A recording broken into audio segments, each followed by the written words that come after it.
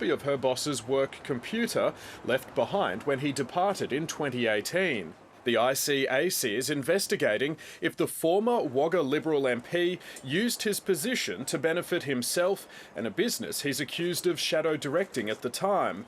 Evidence has revealed his parliamentary staff used their time and resources to do work for the company known as Gateway International. Do you accept now that you are asked to do things that couldn't possibly, that you shouldn't have done, at least with the benefit of hindsight? Do you agree? I agree, yep.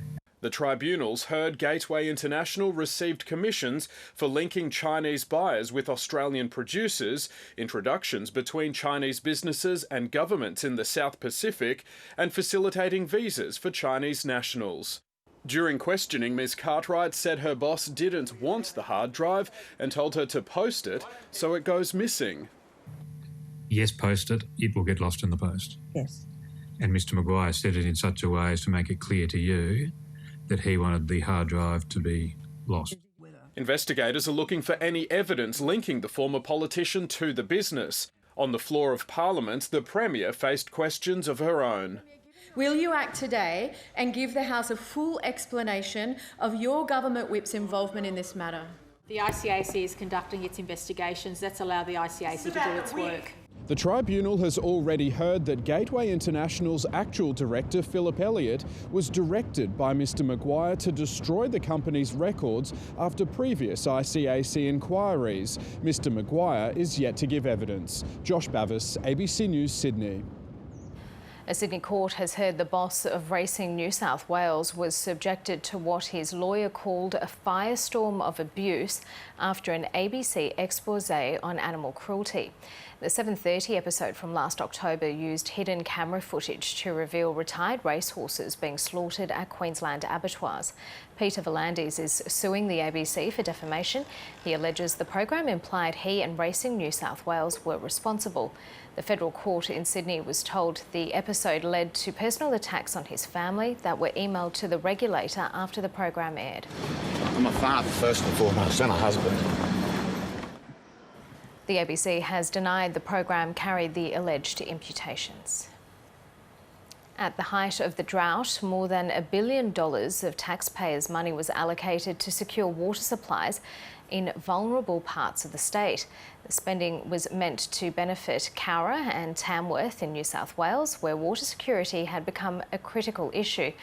Almost a year on, the numbers are still being crunched on the project, and that's raised questions about whether it's still value for money. When dams started drying up and towns almost ran out of water, the state government stepped in. If you store more water, you've got more water security. A new dam is being built for Tamworth, and Wyangla Dam near Cowra will be expanded to hold an extra 650 billion litres. This will actually lift security for both the environment in keeping the river running 365 days a year and towns. The total price tag is more than $1 billion, but the business cases aren't finished, and that has some irrigators concerned. What level of cost increase are we going to have? And I guess that's a question or a decision for government. While most support better water security, not all agree with the way it's being done. That investment could be spread right across the Lachlan Valley, not with just one huge infrastructure project. We doubt whether the new Dungowan Dam will supply sufficient water to meet the needs of a community and an industry of that size. The site of the new Dungowan Dam has higher rainfall than other options, but some locals believe the government panicked. I think that's a result of the need to do something in a hurry during the drought. We need to get on with the job of building dams and to give security. And I know that the benefit-cost ratio of these projects are very strong on the initial analysis. Environmental assessments for the projects are due to be completed mid-next year, but preliminary works start in a few weeks. At Wyangla, it means moving part of a state recreation park so cabins and caravans aren't flooded. Irrigators have been assured the case and costs for the dams will be revealed early next year. Joanna Woodburn, ABC News.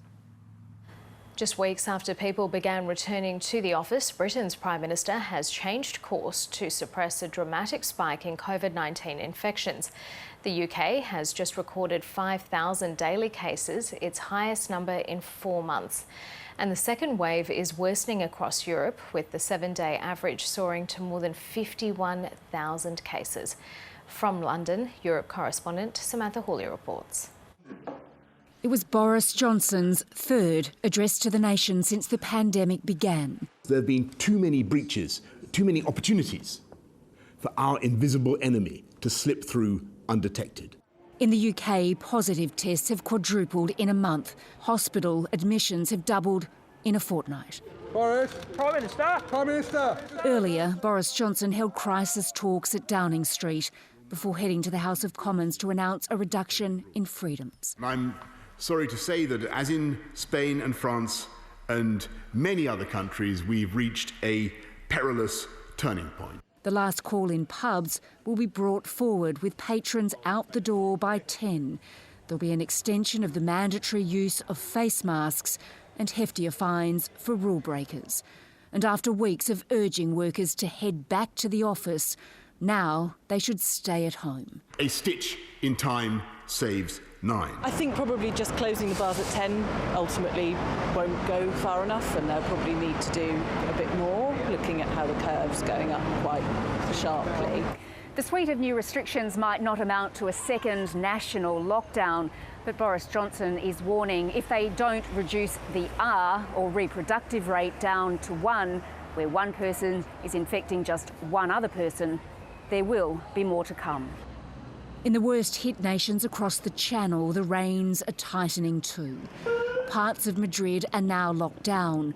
The city accounts for a third of all new cases in Spain. This is a joke. The neighbourhood next to mine is not confined, but mine is. The military's been asked to help enforce the rules, and Boris Johnson says that's an option in the UK too. Samantha Hawley, ABC News, London. The huge US death toll from COVID-19 has been graphically represented in the national capital. At the foot of the Washington Monument, 20,000 small flags were planted, one for every 10 people who've died of the virus in the US. Speaker of the House Nancy Pelosi says the flags were not only symbolic of the 200,000 American lives lost, but of the families left behind. This was preventable. Not all of it, but much of it. And what could be lost in the future is preventable too, if we embrace science. Science instead of politics.